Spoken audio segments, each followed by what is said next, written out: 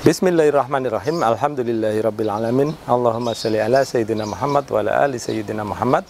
Kawan-kawan, dalam video kali ini saya ingin melanjutkan ya tentang AC, karena banyak sekali yang tertarik ya, terus nagih-nagih, Pak, bagaimana cara membersihkan AC sendiri gitu ya, yang gampang.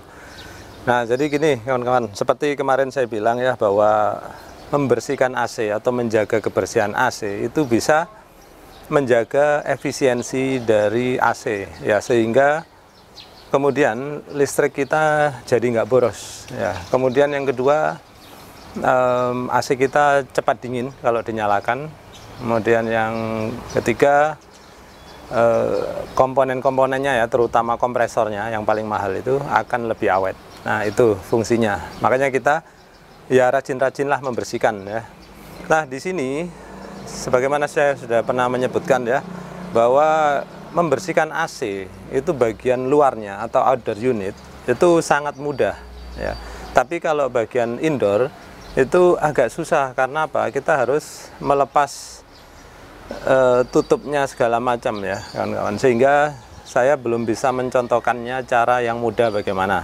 Nah, tapi paling tidak saya bisa ngasih tahu bagaimana cara membersihkan bagian outdoornya secara sangat mudah. Karena apa? Kita nggak perlu untuk melepas apapun, tinggal pakai selang kayak gini, kita semprotkan aja. Nah, ini saya simulasikan ya, kayak gini aja nih. Nah, pakai selang ya, terus disemprot jos itu, nggak apa-apa kawan-kawan. Bahkan nanti saya peragakan, saya akan menyemprotnya dalam kondisi AC berjalan atau AC nyala ya. Nah, nggak apa-apa. Nah, mungkin kawan-kawan bertanya-tanya ya, loh Pak, memangnya aman Pak air disemprotkan langsung tanpa ditutup-tutupin bagian listriknya segala macam? Nah, kawan-kawan perhatikan ya, banyak orang itu yang memasang outdoor unitnya itu di luar rumah, bahkan di atas atap. Nah, bayangkan kalau lagi hujan lebat, badai, kan dia terguyur air juga ya kan, campur angin. Nah, apa bedanya sama kita semprot sendiri pakai selang air? Nggak ada bedanya. Artinya apa? Sebenarnya outdoor unit ini memang dirancang untuk ya tahan oleh hujan, tahan oleh gempuran angin dan air kawan-kawan, sehingga kawan-kawan nggak perlu ragu untuk menyemprotnya memakai selang air gitu ya.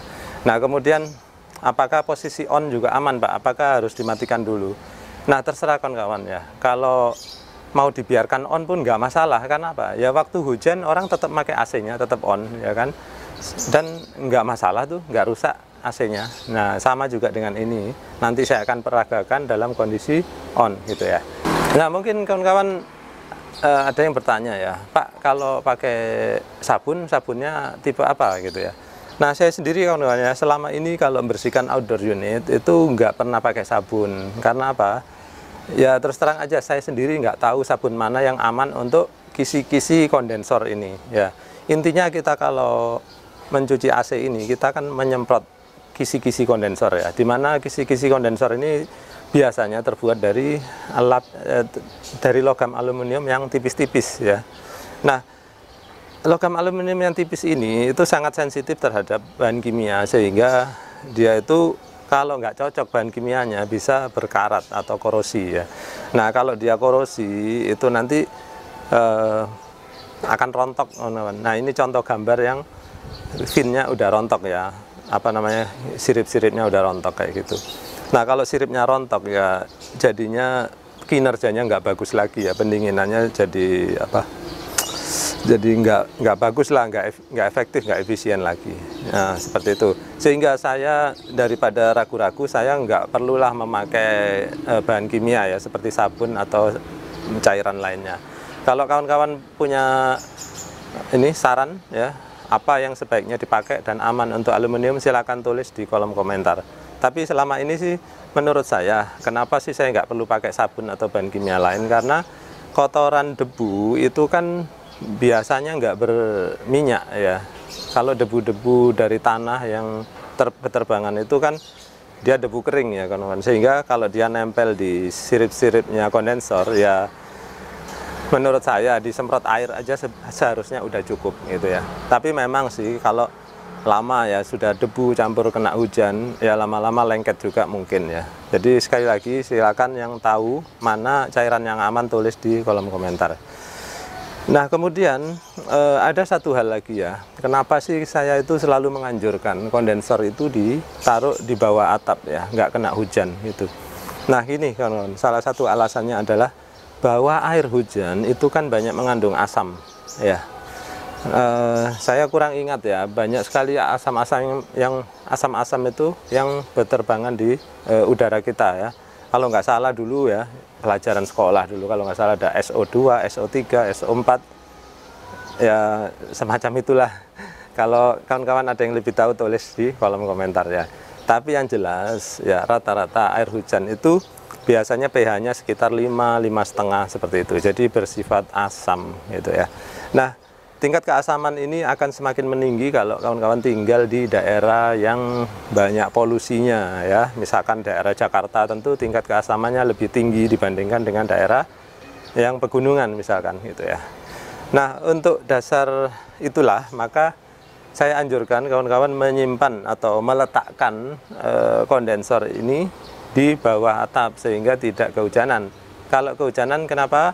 Nah, akhirnya nanti finnya atau sirip-siripnya kondensor akan cepat lapuk ya. Kemudian kalau lapuk ya seperti gambar ini, bolong-bolong. Pada akhirnya kalau kondensor bolong-bolong kayak gini ya, proses pendinginan nggak bagus, akhirnya kompresor bekerja keras, akhirnya jarang istirahat ya, kompresor cepat rusak, listrik konsumsinya juga jadi lebih tinggi. Baik kawan-kawan, banyak sekali ngomongnya ya. Oke, sekarang kita akan praktekkan ya. Tapi begini, saya untuk nyemprotnya pakai selang itu kan ya terlalu biasa-biasa aja. Akhirnya saya bikin alat sendiri seperti ini ya. Nanti akan saya tunjukkan ke kawan-kawan bagaimana cara membuatnya.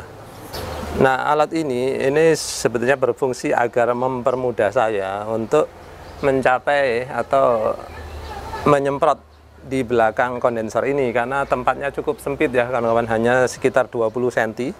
Tangan pun pegel ya kalau nyemprot lama-lama di sana, maka saya bikin alat seperti ini ya. Nanti akan saya zoom lebih dekat. Intinya saya ingin membuat aliran atau semburan air yang bentuknya seperti kipas menyebar jus gitu ya. Nah, nanti kawan-kawan bisa lihat bagaimana hasilnya. Jadi yang perlu kita siapkan itu pertama ini potongan pipa PVC ya. Kemudian satu batang lagi yang lebih panjang. Mungkin bagusnya sekitar 1 meteran, teman. Saya pas punyanya mungkin sekitar 70 cm, ya udah saya pakai aja. Terus ini dipasangkan sok dalam. Lalu sini pasangkan elbow atau keni. Terus nanti ini untuk naruh ini ya, sambungan selang. Nanti akan saya tunjukkan. Nah, yang terpenting adalah kita sekarang membuat lubang yang sedemikian rupa ya, sehingga nanti hasil pancaran airnya itu seperti kipas ya, melebar gitu. Caranya bagaimana? Gampang aja ya kawan-kawan, tinggal pakai gergaji besi kayak gini, terus kita gergaji aja sampai dia terpotong sebagian. Nah, kita bisa memotongnya sampai lebih dari 1 ya. Di sini tadi sebelum bikin video sudah saya coba motong 1, kemudian ini potongan kedua. Selanjutnya kita haluskan pakai amplas ya, kawan-kawan. Ini kita harus telaten ya, kawan-kawan, agar bersih ya, hasil lubangnya nanti biar bagus, halus.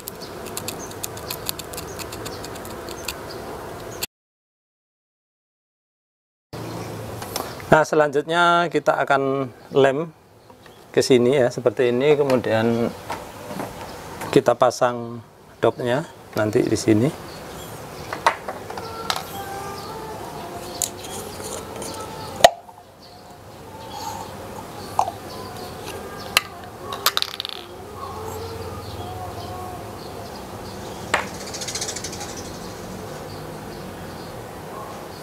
Nah, kita posisikan agar ketika posisi seperti ini lubang ada di samping ya.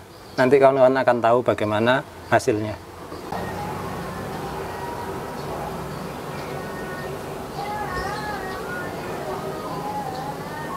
Nah, baik, seperti itu tadi ya kawan-kawan. Akhirnya kita sekarang akan memasangkan ke selang, lalu kita akan menyemprot outdoor kita. Nah, kawan-kawan perhatikan, entah kelihatan atau enggak dari kamera ya, bahwa outdoor saya ini sekarang lagi bekerja, lagi on ya. Apakah bermasalah? Ya enggak apa-apa kawan-kawan. Karena apa? Seperti tadi saya bilang, biasanya di atas atap pun kehujanan juga dalam kondisi nyala tidak apa-apa. Maka di sini dalam kondisi nyala saya cuci nggak apa-apa juga mestinya ya, kecuali memang ada problem di outdoor AC-nya. Baik kawan-kawan perhatikan ya, ini udah airnya sudah mengalir. Langsung aja kita semprotkan ke bagian kisi-kisi kondensor ya.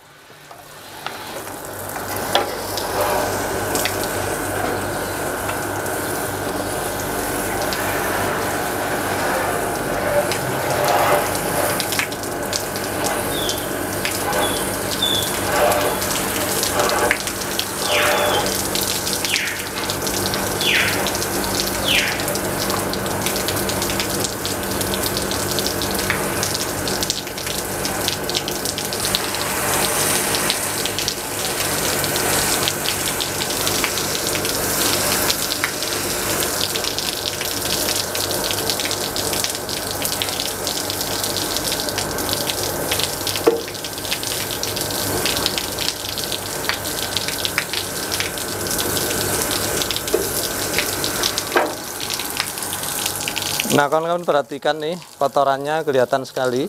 Saya bawa kameranya untuk melihat ya.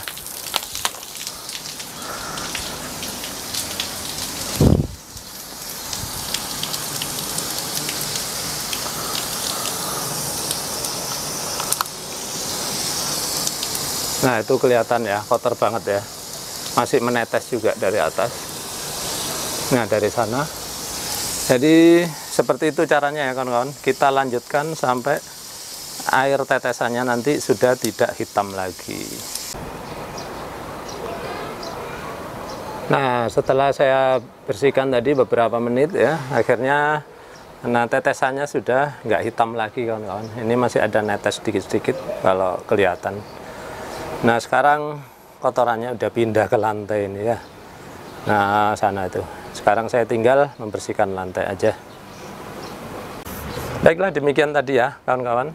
Setelah sekitar 20 menit saya bersihkan, akhirnya bersih semua ya. Tetesannya udah nggak berwarna hitam lagi seperti awal saya membersihkan ya. Ini sayangnya saya nggak bisa bawa kameranya ke belakang sini karena ruangannya memang sempit ya.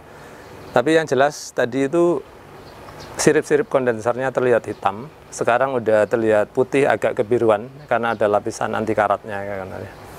Jadi setelah dibersihkan tadi udah kelihatan warna aslinya lah gitu. Nah kemudian ini juga bukti ya. Tadi AC sambil kondisi nyala, sambil dipakai ya di dalam ruangan sana. Itu saya bersihkan nggak konslet ya, jadi nggak ada masalah kawan-kawan, nggak usah takut. Karena memang apa, secara logika memang outdoor ini dirancang untuk tahan air ya, karena dia diletakkan biasanya banyak orang diletakkan di atas atap ya. Jadi sekian ya, ini AC-nya kalau bisa ngomong mungkin dia aduh segar sekali gitu ya, atau Pak terima kasih sudah dimandikan mungkin seperti itu. Jadi sekian dulu ya kawan-kawan, mudah-mudahan informasi kali ini bermanfaat. Ya, terima kasih sudah menyaksikan.